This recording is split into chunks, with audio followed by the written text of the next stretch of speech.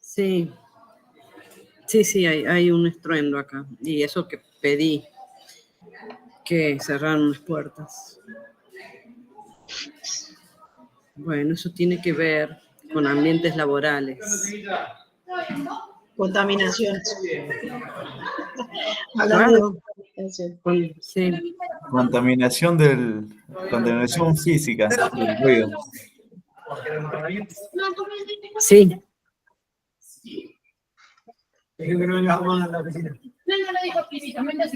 A ver, acá se me escucha bien o no. Claro, pero acá. Alana.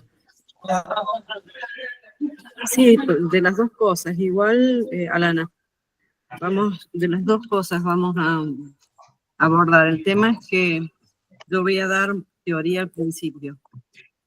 Y en todo caso, después de la teoría pueden hacer preguntas.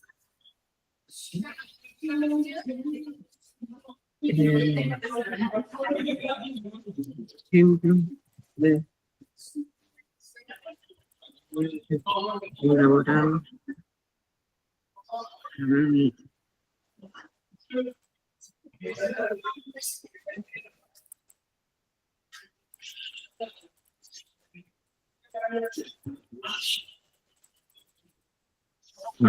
Agustín, ¿quería decir algo?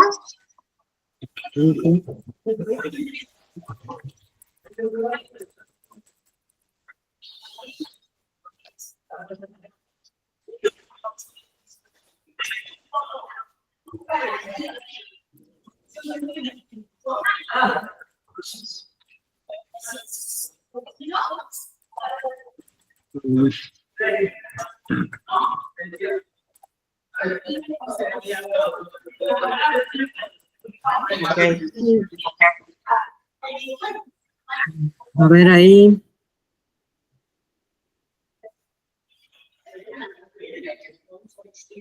¿Ahí se escucha bien? ¿Me escuchan bien ahí? ¿Hola? Sí, se escucha, profe. Bien, perfecto. Bueno, no sé cómo sacar al Leo de acá. Se me apareció el Leo de la I y no lo puedo sacar. ¿El qué? El Leo de la AI, de la inteligencia artificial del programa. Ah. Parece una pantalla, un panel que no lo puedo sacar y me molesta.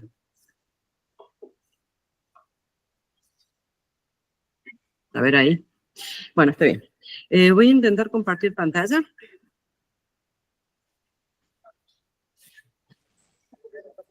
A ver qué se puede ver. Compartir. Sí, bueno, hoy sí vamos a ver en estos primeros 40 minutos algo sobre marcos normativos regulatorios y después en unidad 1.3 de contaminantes químicos. Sí me importa. Acá estamos. ¿Se ve bien?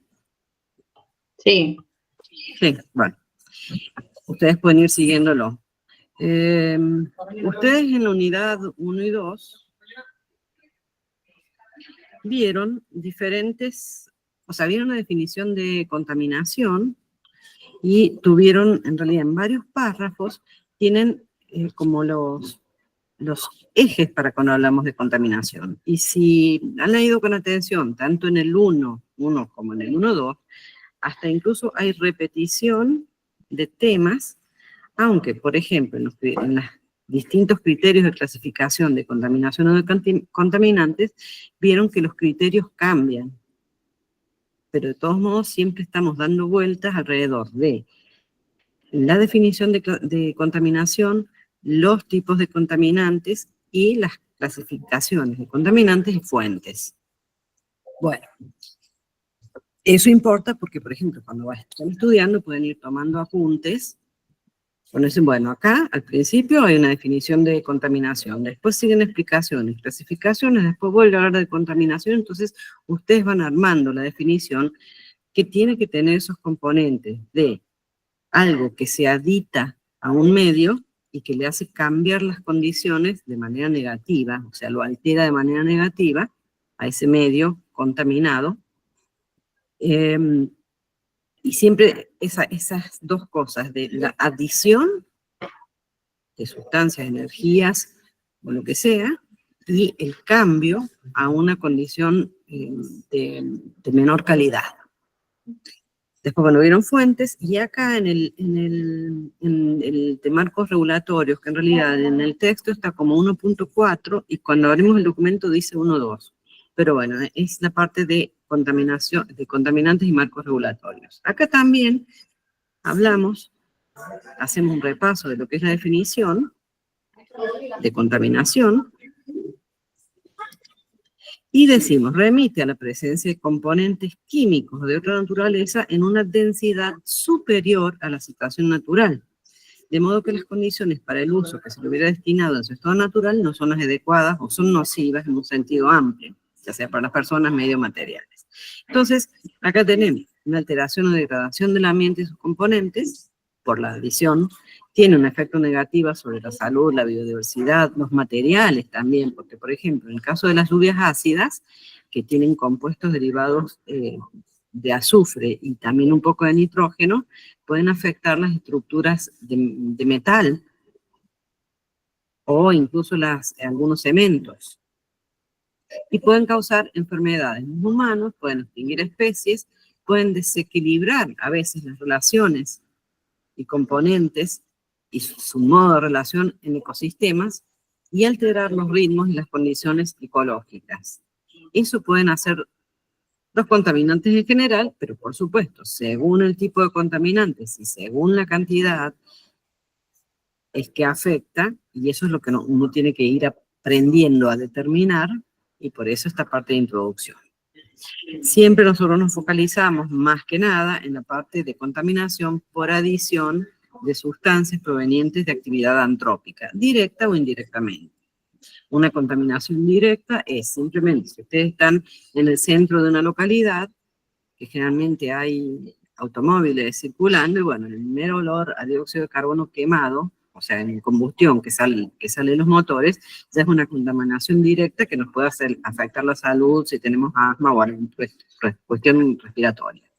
Pero a veces hay contaminación indirecta, cuando algunas sustancias, y bueno, pensemos también en esto de la combustión, que aparte de dióxido de carbono suele emitir compuestos de azufre, esos compuestos de azufre, por ahí antes que nosotros sintamos los efectos directos, o una porción que no inhalamos nosotros, puede ser elevada por movimiento del aire, elevada por los movimientos del aire, luego se mezcla con el vapor ambiental, que cuando licúa y se hace agua, es agua con compuestos de azufre.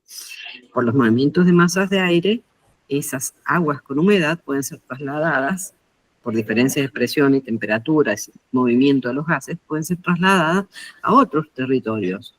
Y ahí sí, por cambios en la temperatura, puede precipitar en forma de lluvia con azufre. Y ahí tendríamos un efecto indirecto, porque en realidad es el azufre, o sea, el punto de contaminación fue en un sitio y por ahí, 5.000 kilómetros más alejados, se siente el efecto de esa contaminación antrópica en otro sitio. Y después, otra de las maneras de lo indirecto sería cuando, por ejemplo, si esa lluvia ácida cae en una zona de cultivos, pensemos en agrocultivos o consumos para economía familiar, cae sobre plantaciones, sobre cultivos, y hace perder toda la cosecha. Entonces vas a tener efectos sobre las economías locales, indirectamente, por la emisión de compuestos de azufre en otro punto.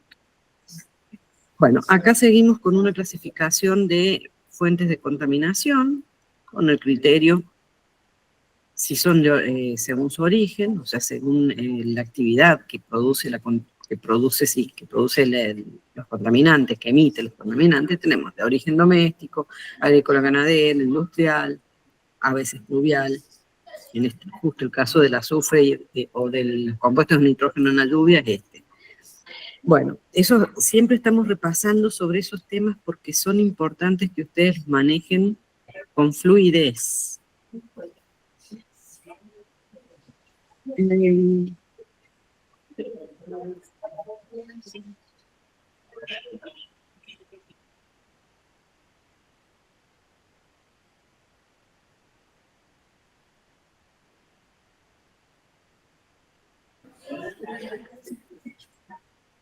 Bueno,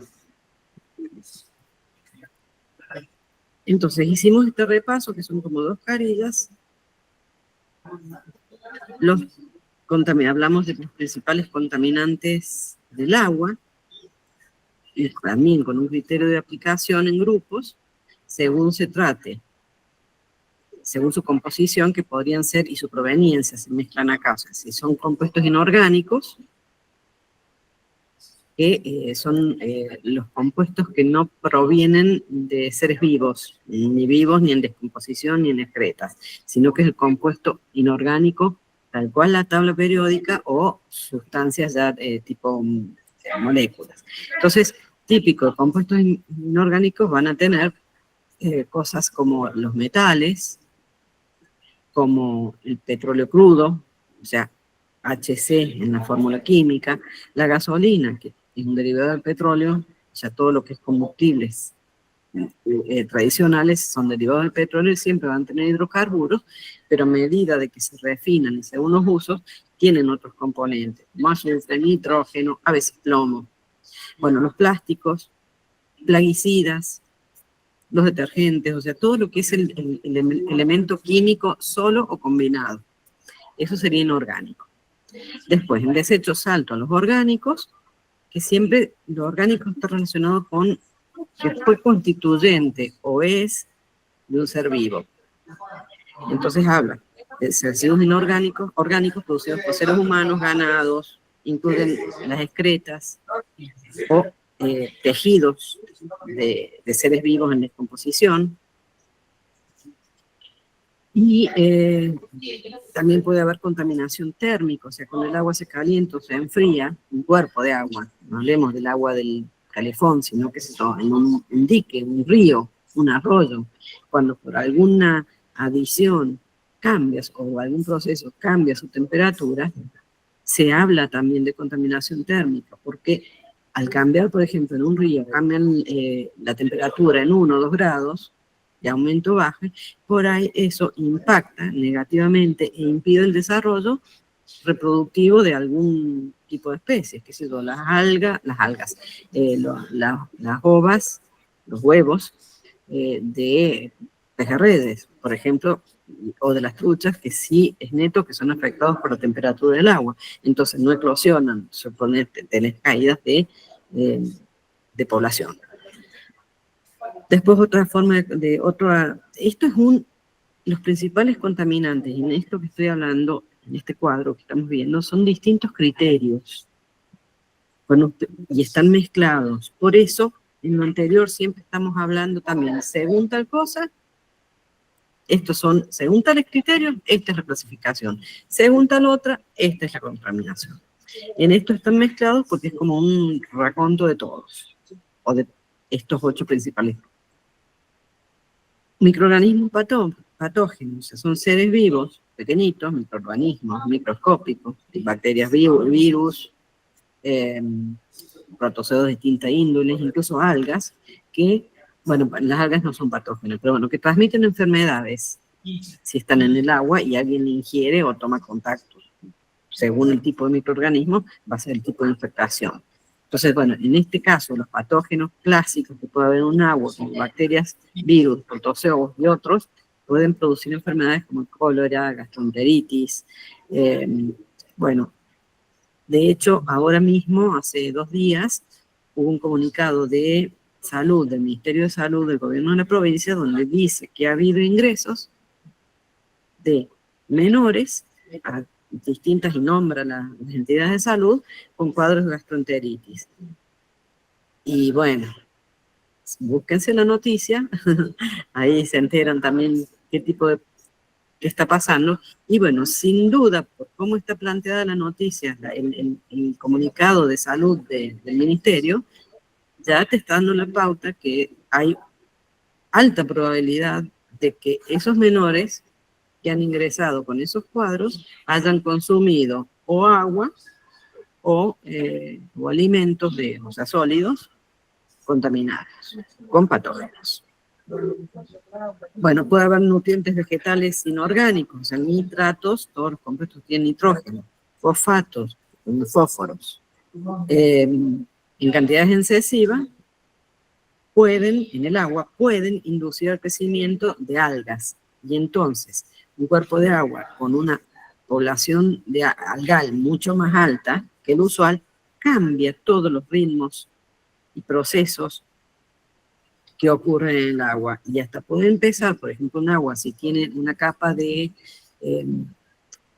algas, podría ser, o incluso de material en suspensión sólido, puede hacer que al no penetrar la luz en todo el perfil, en algunos sectores donde hay barro y materia orgánica, eso se empieza a descomponer y generar, aunque sea poquito metano, pero bueno, ya está en descomposición y esa agua ya está siendo contaminada por algún producto que se adicionó. La típica para las producciones algales es que se aporten fosfatos, que están en la mayoría de los detergentes no biodegradables, y nitratos, que es cantidad de materia orgánica. Es cuando se vierte líquidos o sólidos de materia orgánica a un cuerpo de agua, entonces al empezar a descomponerse, el nitrógeno se desdobla y empieza a contaminar el agua.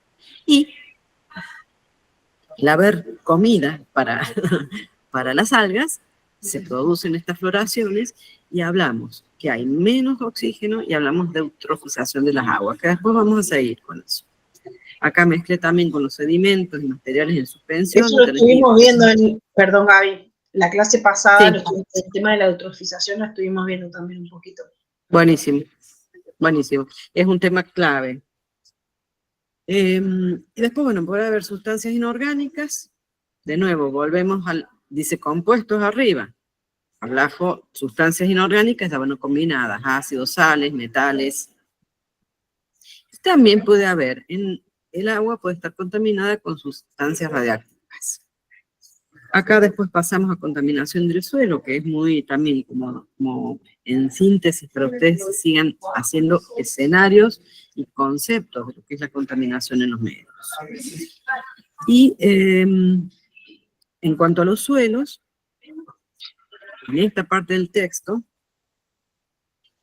bueno, en la contaminación del suelo sí, a veces, y en muchos casos, el suelo es contaminado por causas naturales. Una de las típicas son las erupciones volcánicas y después el material particulado que se produce con los incendios. Ya sea la misma materia orgánica incendiada que se compacta sobre el suelo o que es trasladada hacia otros lugares y sella, o sea, se emite desde un lugar transportado por los vientos y se deposita en otro lugar y puede sellar los poros de ese suelo. Entonces el suelo, al tener los poros sellados, ya sabemos que le falta aire, entonces ya es un componente de no suelo, si se acuerdan de la definición que vimos el año pasado. Y si no hay aire, probablemente haya microorganismos que no puedan vivir o que no puedan cumplir su ciclo de vida completo. También puede pasar, si sus capilares están sellados, no ingrese agua en el perfil. Como sea, imaginen, estas micropartículas sellando los capilares del suelo, que es la parte que tiene aire en el suelo, ya deja de ser suelo. Bueno, dije de incendios, con las erupciones volcánicas también. Yo no sé si ustedes han alcanzado a escuchar o ver noticias, bueno, por ahí ya fue hace mucho para ustedes, bueno, de erupciones en la zona de Bariloche, que bueno, también se cubrió con una capa de ceniza volcánica un montón de hectáreas, y eso afecta a la productividad, en sentidos netamente económicos, de cultivos destruidos, pero también a la vida silvestre. Y a los materiales también, porque hay que gastar dinero para sacar esos polvillos. Bueno, erupciones e incendios. Pero después otro elemento de contaminación es sobre todo las prácticas agrícolas y forestales que implican en el manejo usar fitosanitarios o agroquímicos en sentido general, porque cuando, sobre todo en situaciones de monocultivo, cuando se cultivan hectáreas con una sola especie, girasol, soja, maíz, y que encima son variedades intervenidas genéticamente para sus rindes, y bueno, hay que controlar las plagas. Un monocultivo, ya sea con siembra directa o tradicional, no importa, siempre implica que hay que fumigar para destruir las especies que puedan estar afectándolo. Cuando digo destruir especies, estoy hablando de hongos, de insectos, de larvas, de algún proceso de vida de algún insecto, como sea, ese cultivo tiene que rendir. Entonces, usan agroquímicos para matar lo que no quieren que esté. El tema es que ese agroquímico mata lo que no quieren que esté, pero en realidad también mata a otros microorganismos que sí son buenos para el suelo. ¿Y qué pasa? Que cuando se fumiga, no todo cae sobre la planta, a veces también cae directamente sobre el suelo, entonces ahí tenemos suelo contaminado. También a veces el suelo se contamina por la actividad industrial, directa o indirectamente. Tenemos emisiones de algunas sustancias desde una actividad industrial que también puede ser llevado por el aire, se deposita en otro lado y altera la condición del suelo. La minería también, vamos a ver más adelante más sobre minería, pero también, o sea, no solo afecta el polvillo de una extracción, sino también las técnicas que se usan para sacar ciertos valores, ciertos materiales que se valoran de la actividad minera. O sea, decimos, bueno, pero si trituraron la piedra no es nada, pero si estás triturando la piedra porque querés sacar los miligramos de oro que tienen por centímetro cuadrado, y bueno, vas a usar químicos para lavar esa montaña de polvillo y que te extraiga el material el que vos quieras que esté en realidad explotando. Bueno, la expansión urbana también es fuente de contaminación de los suelos, el turismo también, y la actividad armamentística. Eso se lo dejo para que lo piensen ustedes. Ejemplos. Bueno, la basura electrónica también, porque tiene componentes metálicos que no estaban en el suelo, por ahí donde depositaron de manera incorrecta, entonces también con las lluvias o en reacción con el oxígeno del aire, pueden producir sustancias o el material puro que cae al suelo y lo contamina. Y en la atmósfera es todo lo que, por distintos motivos, queda flotando, suspendido en el aire, y puede que caiga, o sea, se produzca la ignición, que es donde uno lo mide, en el mismo lugar donde se generó, o puede ser llevado. Acá entra todo lo que es liviano. Bueno, para todas estas cosas, o sea, todo lo que, para cada tipo de contaminante relacionado con una actividad industrial que pueda producir contaminación en agua, suelo o aire, hay normas básicas para controlarlo. Y esto no las hemos subido, pero sí nos importa que ya empiecen a saber que hay normativas para el control de la contaminación. Y si van a la unidad 1.1, creo que en el segundo párrafo tercero, ya el texto tiene aclarado como dos vías como de prevención o de asumir el problema de la contaminación, y habla del control. Y bueno, las normas de regulación son una acción de control para evitar contaminación o reducir sus efectos, o mitigar o compensar una contaminación ya realizada.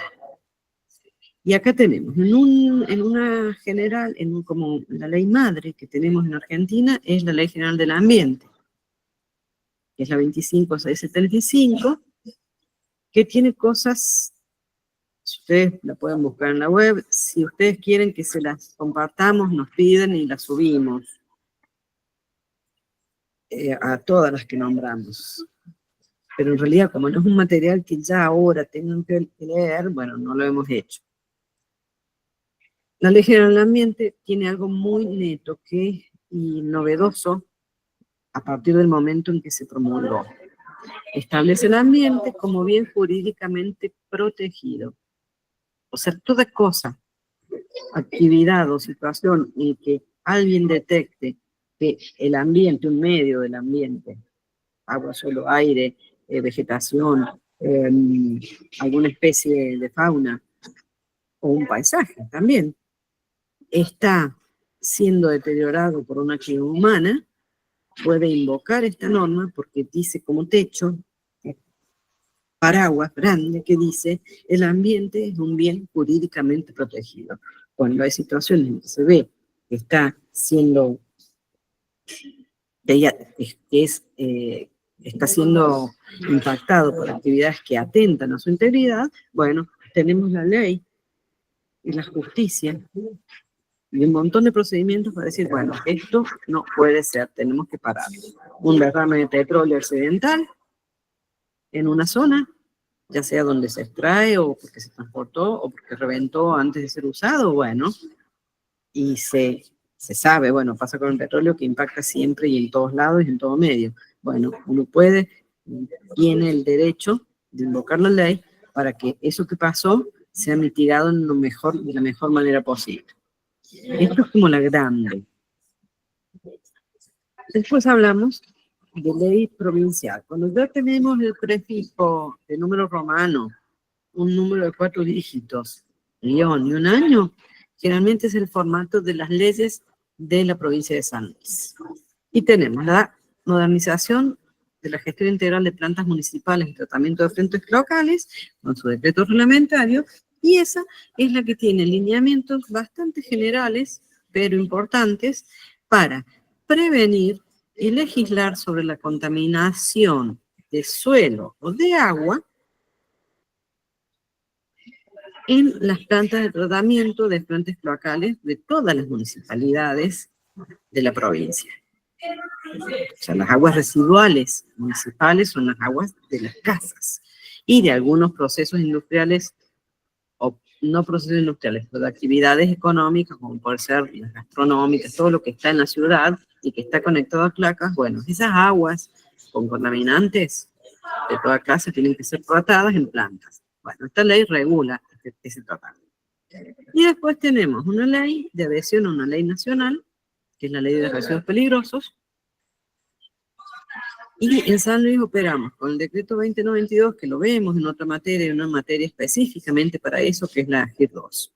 Ahí tienen muchísimo legislado y de control para controlar las cantidades que se pueden emitir fuente y las cantidades que se pueden muestrear en un medio que estén dentro de los límites de lo que el decreto dice, esto se permite y esto no. Y hay una lista de sustancias, de átomos, o sea, de sustancias químicas que pueden ser monoatómicas, diatómicas, o puede ser de una molécula compleja, o principios activos, o incluso microorganismos. La norma te dice cuánto más es lo máximo que podrías emitir, cuánto es lo máximo que se podría dar sin preocuparse, y a la vez legisla mucho más que son los procedimientos de cómo hacer eso. Bueno, estas son las leyes troncales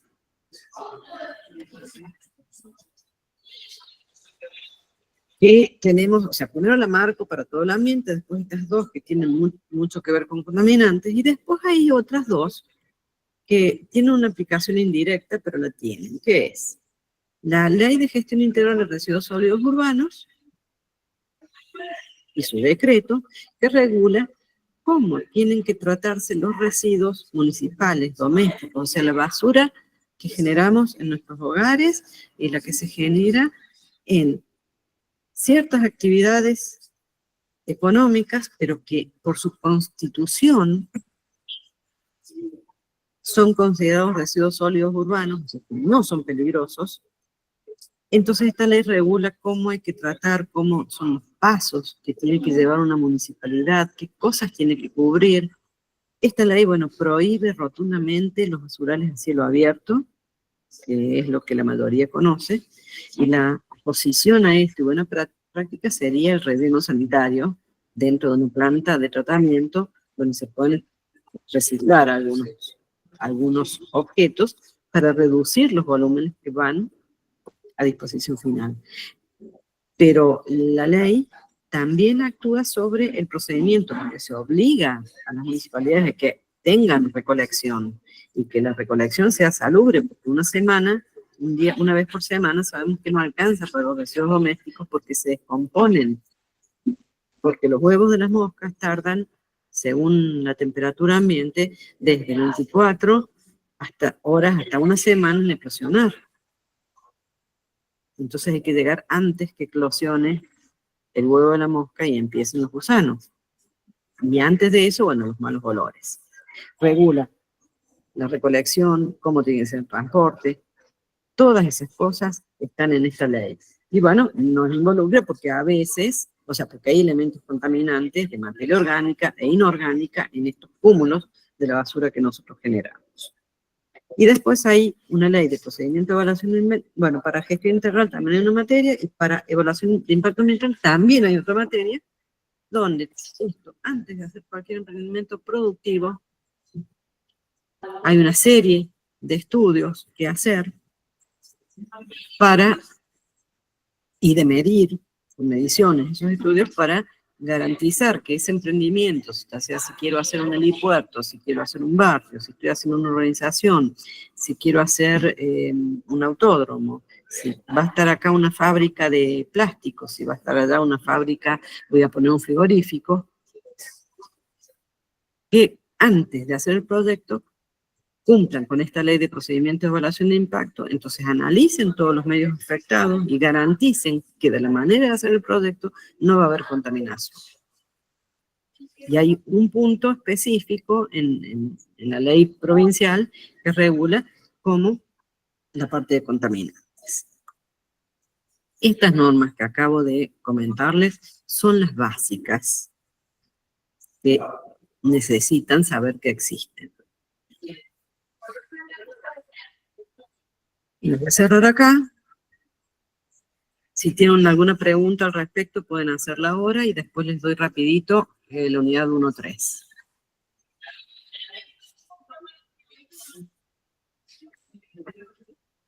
Y a ver en el chat si hay alguna pregunta. No. Bueno, no tienen preguntas. Y vamos a compartir la otra unidad.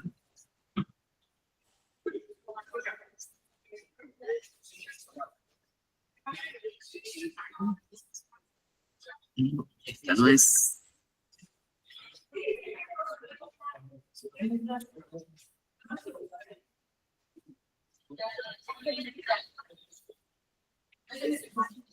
Que se refiere a contaminantes químicos en el ambiente laboral.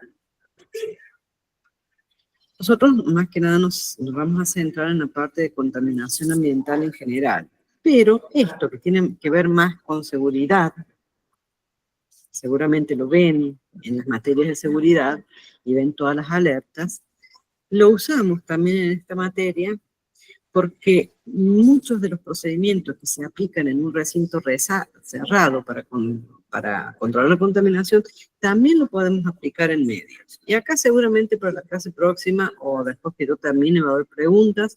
De última también las vamos a mandar por mail y las vamos o en el foro.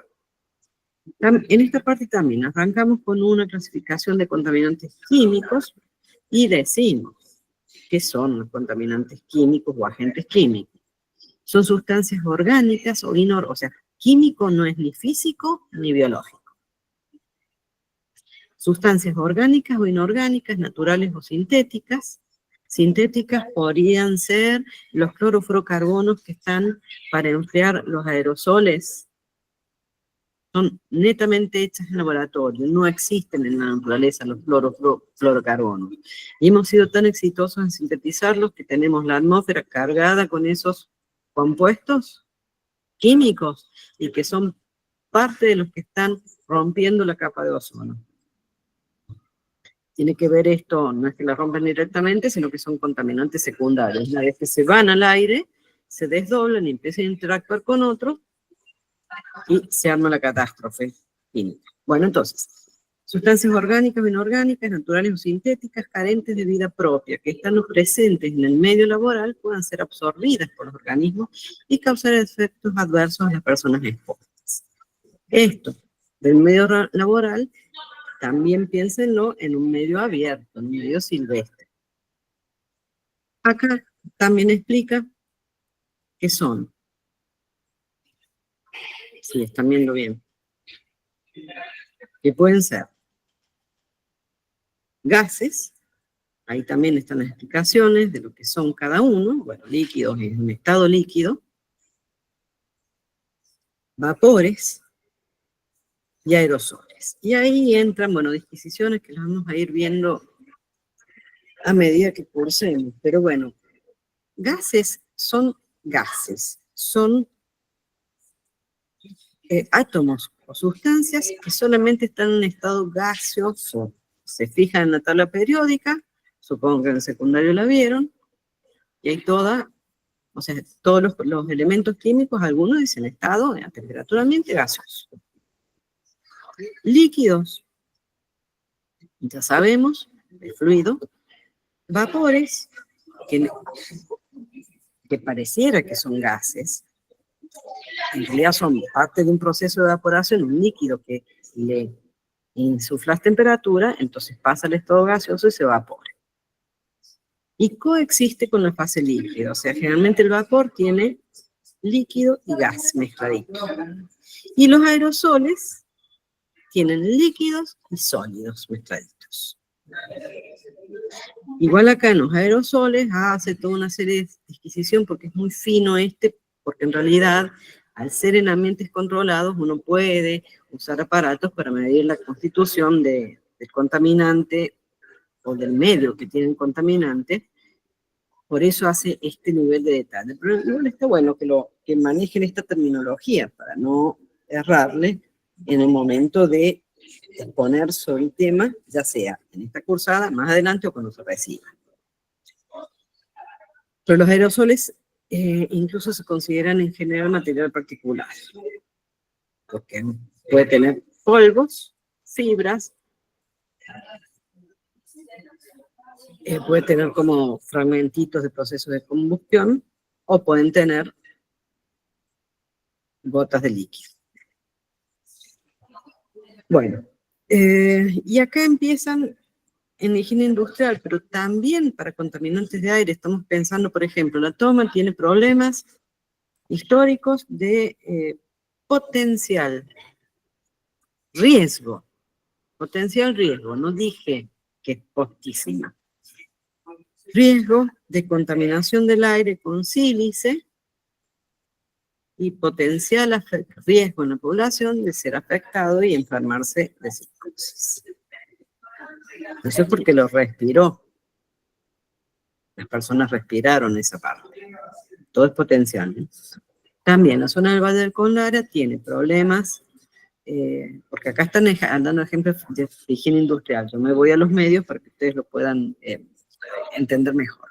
Entonces también la zona del Valle del Conlara, o por ahí, cerca de Justo de Aracua, en Todas Mercedes, donde tenemos extensiones de monocultivo,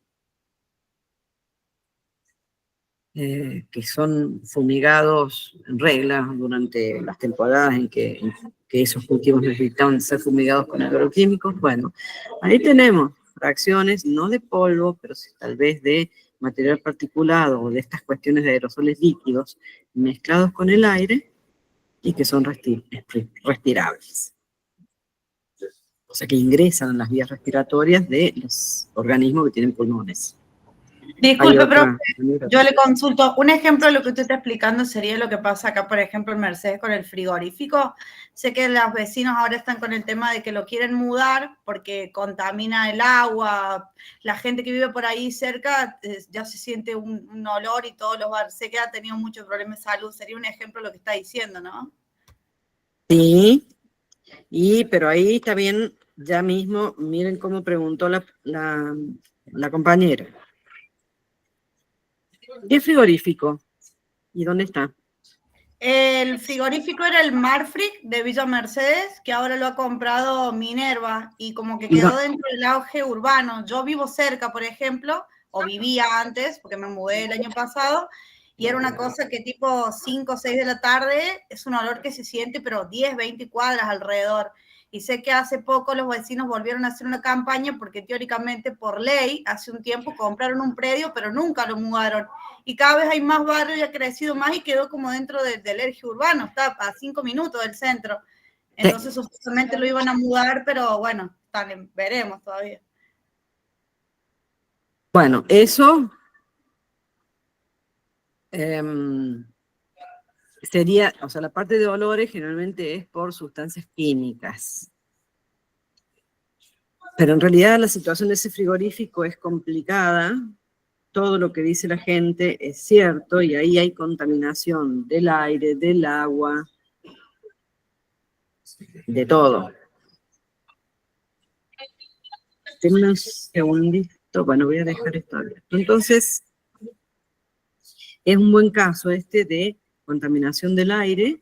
Eso, si vos viviste cerca, toma nota, acordate de las cosas que viste y aplicalas al contenido de esta materia, porque ya te digo, es un ejemplo de contaminación del agua, visual, del aire en cuanto a olores, pero aparte probablemente por ahí puede haber otras cosas tóxicas, y del suelo.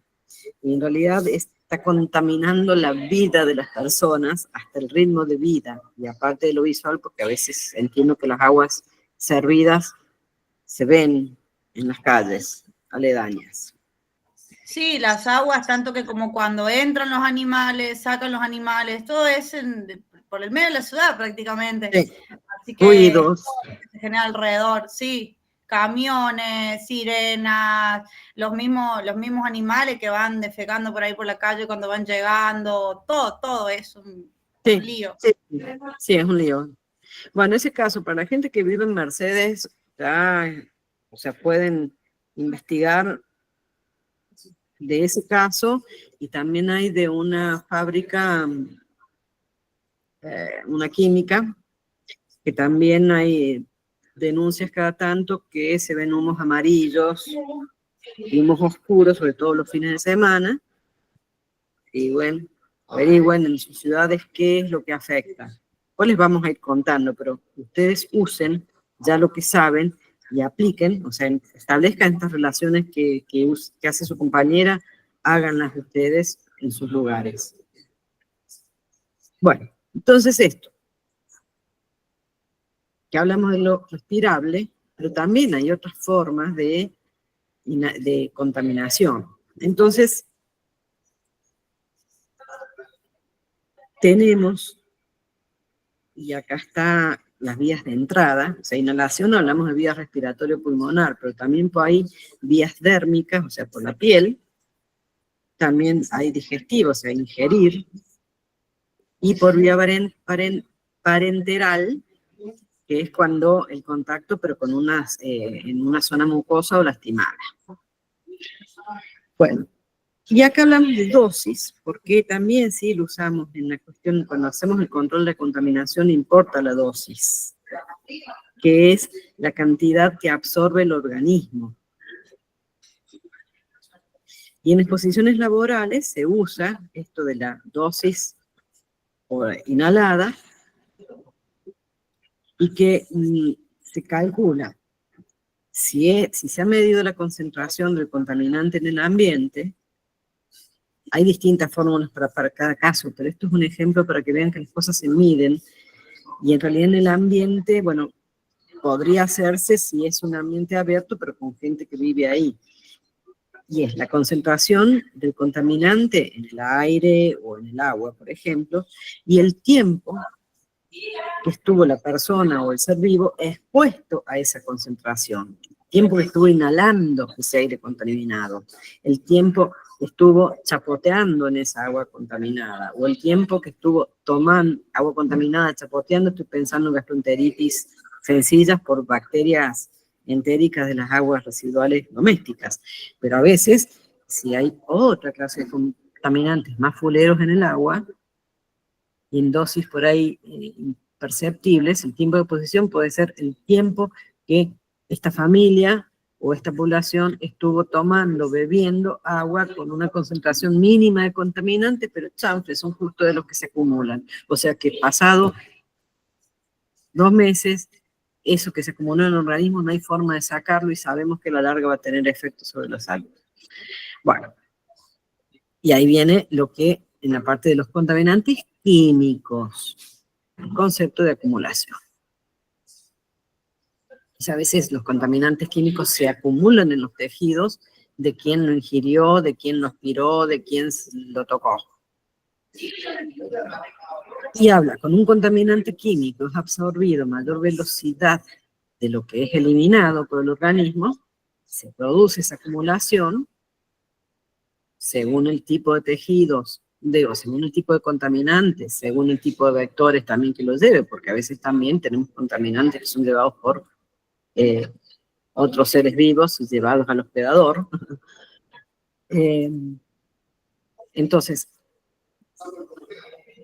cuando es absorbido a mayor velocidad del que es eliminado, no lo eliminas por riñón ni nada, se produce la acumulación del contaminante. Los contaminantes más comunes en los procesos industriales estándares, por ejemplo, en un aserradero de madera o en un lugar de desengrase específico de productos que tengan clorados y etilenos, en un lugar donde hay cromado electrónico de metales, todo lo que no sepan, si, por ejemplo, vapores de tricloroetileno, estoy seguro que no saben lo que es tricloroetileno. Bueno, van a la web y averiguan si es que no está en el mismo texto explicado, en alguno de los componentes de la unidad. Cromado electrónico, si no saben lo que es cromado, busquen. No siempre el profe tiene el tiempo de explicarles qué es cada cosa. Y aparte tienen que entrenar la búsqueda activa de cuando no entienden cosas.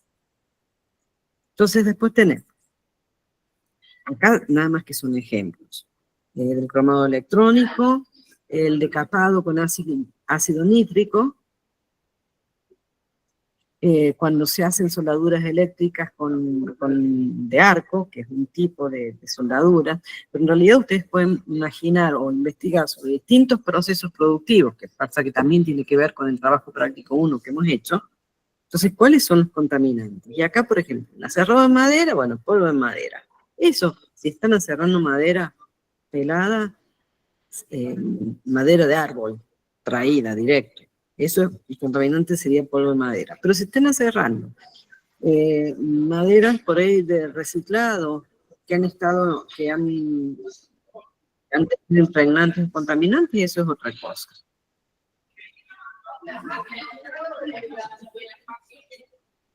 Un segundo.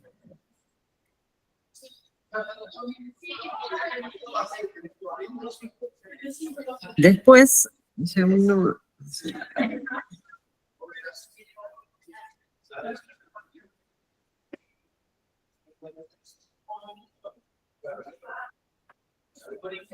No sé por qué. Denme un segundo que...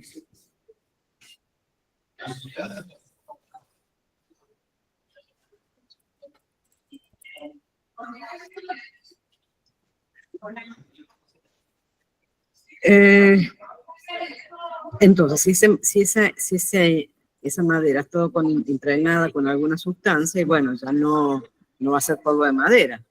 Por ahí puede ser polvo de madera con algún componente químico derivado del petróleo. Si hay desengrasados, eso tiene que ver el desengrase con tricloroetileno, se usa para desengrasar más que nada sustancias que tienen aceites minerales derivados de petróleo. Entonces, bueno, si estás desengrasando grandes maquinarias, qué sé yo, con este método de tricloroetileno, vas a tener vapores, el contaminante que es el principal que se va a desprender es el tricloroetileno. Si la actividad es cromado electrónico de metales, por ejemplo, los guardabarros de autos, bueno, en otras épocas el cromado era, por ejemplo, para camas, para mobiliario. En realidad el cromado se usa más que nada para cosas de lujo, y si no, bueno, para la resistencia a la corrosión de algunos metales, para algunas cosas como vehículos. Bueno, vas a tener aerosoles de ácido crómico, el ácido crómico es fatal. Y así siguiendo. Este ejemplo de procesos y contaminantes, tal cual está el cuadro, y tal cual se los tal cual está el cuadro, más mis explicaciones, es el esquema mental con que tienen que usar cuando se les pide identificar contaminantes y emisiones en el práctico.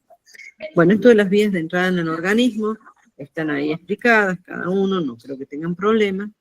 Los efectos de los agentes químicos en la salud de los organismos también están explicados y no van a tener problemas. Cualquier cosa preguntan, no tienen problema en interpretar esto, creo. Ahora, distinguen perfectamente mutagénico de teratogénico, de cancerígeno, porque son cosas distintas. Y ya estamos en la universidad, entonces con decir, ay, sí, es tóxico o daña la salud, ya no alcanza. Tenemos que saber los contaminantes qué tipo de efectos principales tienen. Bueno, entonces, también con los efectos no van a tener problema, pero yo lo que quiero ir a esto de los pasos, pues ya tengo que terminar, que es cómo evaluas la exposición a los agentes químicos en un ambiente laboral, y algo muy semejante vamos a hacer cuando la contaminación es en un medio como suelo o agua acuaria. Primero, hay que identificar los contaminantes, saber qué contaminantes puede haber en función del tipo de vertido y del tipo de actividad que los produce. O sea, en el caso de en el caso del frigorífico, por el tipo de actividad, uno ya puede empezar a pensar qué clase de contaminantes pueden estar asociados a esa actividad. Y si hubiera un procesamiento en hornos de la carne, si aparte de la faena hubiera un procesado de algún alimento, como para hacer, no sé, paté o qué sé yo, probablemente haya hornos, haya calderas para cocinar, entonces serían otra clase. Si estuviera, no sé, en una fábrica química que elabora productos para enfriar, exactamente el hexafluoruro de azufre, que es el otro caso de Villa Mercedes, cada contaminante está asociado a una actividad. Entonces, bueno, identificar cuáles son, y a veces hay que salir a buscar las fuentes. Digo, no, pará, si acá tengo materia orgánica, tengo fósforo, tengo detergente, y bueno, a ver qué tengo cerca. O si en el agua doméstica residual en la planta me están cayendo productos derivados del petróleo, acá hay alguien, una estación de servicio o una fábrica que me está tirando sus efluentes industriales, lo está tirando a la red doméstica. ¿Qué es lo que hay cerca? Identificar los contaminantes y medir la concentración en el ambiente, que eso ya vamos a ver más adelante, pero hay que saber qué hay y cuánto hay. Y sabiendo qué hay y cuánto hay, vamos a comparar con los criterios de valoración, vamos a comparar con una normativa local o nacional o una recomendación de la Organización Mundial de la Salud, para decir, bueno, ¿qué tan grave es que haya 6 o 10 partes por millón o 10 miligramos por un mililitro? Entonces, en función de eso, se hace la valoración del riesgo de afectación a partir de una exposición o a partir de la presencia de contaminantes lunares. Y para identificar los contaminantes tenemos siempre esto de buscar la fuente, que tienen que conocer el tipo de actividad que los genera. A veces otra manera es las fichas de seguridad de los productos. Si encontraron tricloroetileno, bueno, eso pelado y más o menos relacionado con una fábrica, dice, sí, pero si esta fábrica o esta empresa está usando este producto para la limpieza, bueno, a ver tu insumo, en tu compra hay una ficha de seguridad de productos químicos. Entonces, bueno, la quiero ver. Las materias primas que se utilizan en el proceso productivo también. Los procesos con los cuales se utilizan materiales para producir algo, porque a veces las materias primas separadas no pasa nada, pero al mezclarse pueden producir un tercer elemento que sí puede ser un químico contaminante, considerado contaminante, o puede ser que en el momento de la cocción o del calentamiento o del enfriamiento estoy usando una máquina y cuando la enciendo por su mismo diseño está emitiendo al aire determinados contaminantes. Y a veces también, bueno, se busca a nivel hidrográfico. bibliografía el tema para identificar los contaminantes. O sea, que ya saben desde ya que ante situaciones de contaminación tienen que estudiar. Se espera que acá aprendan más o menos a hacerse las preguntas básicas para empezar a ver el caso particular. Bueno, hasta aquí les doy esta parte. De última, después, si van leyendo y no entienden, pues preguntan por mail o preguntan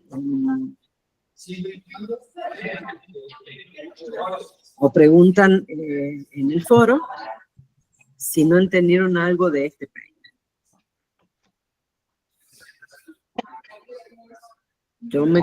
Los tengo que dejar ahora, Lara y estudiantes. Bueno, Gaby, gracias. Gracias por la atención. Bueno, chicos, vieron que una parte de lo que dio Gaby fue algo de lo que ya hablamos la clase pasada, sumó el tema de las normas. ¿Consultas? ¿Preguntas? Tenemos 10 minutitos más para preguntas y consultas. Si tienen dudas, si quieren aclarar algo, si quieren comentar algo.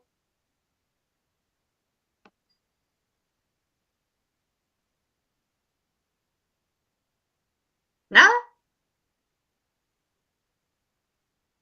Bueno, perfecto. Entonces nos vemos la clase que viene, que es el lunes que viene. Vamos a arrancar probablemente con otro tema.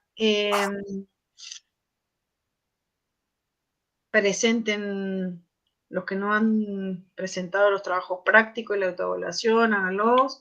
Si tienen dudas, pero no surgen después, digamos, de la clase, lo pueden subir al foro o lo pueden mandar por mensaje. La clase pasada ya está subida, mañana subo esta clase. Y bueno, nada, seguimos en contacto. Gracias, gracias Lara. Les mando un beso. Gracias, profe. Gracias, profe. Nos Gracias. vemos. Chicos, Gracias, cuídense. sí, se entendió perfectamente la explicación. Hay que Buenísimo. interpretar y, bueno, tomar ejemplos para poder implementarlo o para adquirir más conocimiento, por supuesto. Genial. Nos vemos la próxima.